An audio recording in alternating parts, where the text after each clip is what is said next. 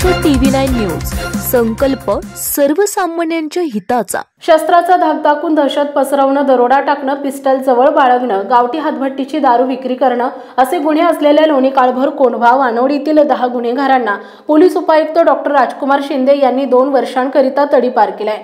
कोंढव्यातील टोळी प्रमुख करीम उर्फ लाला आणि त्याच्या टोळीतील सदस्य शाहरुम पठाण उर्फ फतेह, अजहर शेख आणि अजहर सदस्य उर्फ अच्छू या टोळीवर बेकायदा हत्यार जवळ बाळगणं, दुखापत करणं, मारहाण करणं, धमकावणं, गंभीर दुखापत करणं, जबरी चोरी करणं, सार्वजनिक मालमत्तेचं नुकसान करणं, चोरी करणं यांसारखे एकूण 7 गुन्हे दाखल आहेत। त्यांना 2 वर्षांसाठी पुणे शहर, पिंपरी चिंचवड आणि जिल्ह्यातून तडीपार करण्यात आले। वानवडीतील टोळी प्रमुख राहुल उर्फ विक्की परदेशी, विशाल सोनकर, सुनील परदेशी यांच्यावर दुखापत करणं, मारहाण करणं, शिवीगाळ करणं, धमकावणं, सरकारी कामात अडथळा निर्माण करणं, मारहाण करणं, गंभीर दुखापत करणं, बेकायदा हत्यार जवळ बाळगणं अशा प्रकारचे एकूण 7 गुन्हे दाखल आहेत। त्यांना 2 वर्षांकरिता तडीपार करण्यात आले।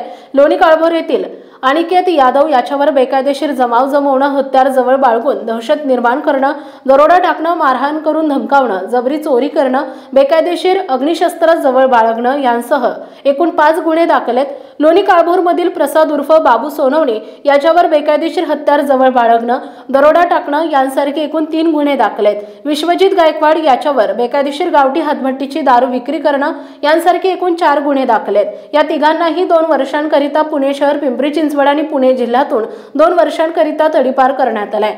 जानेवारी 2025 पासून परिमंडळ 5 कार्यालयाकडून आजपर्यंत 16 सराईत गुन्हेगारांवर MPDA प्रमाणे कारवाई करण्यात आली आहे। तसेच 10 मोक्का कारवाईमध्ये 67 गुन्हेगारांना जेरबंद करण्यात आलाय।